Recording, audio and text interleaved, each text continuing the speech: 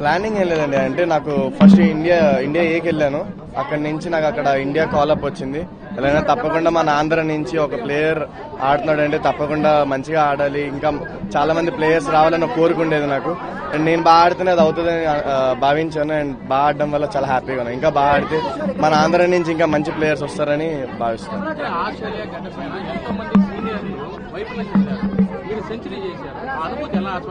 చాలా బాగుందండి. అంటే చిన్నప్పటి నుంచి ఇండియన్ టీం ఆడుతుంటే మ్యాచెస్ చూసినప్పటి నుంచి నేను వెళ్ళి ఆడడం అండ్ అక్కడ సెంచరీ కొట్టడం అండ్ చాలా హ్యాపీగా ఉంది. And whole Andhra and Indian proud చేసినందుకు చాలా హ్యాపీగా ఉంది.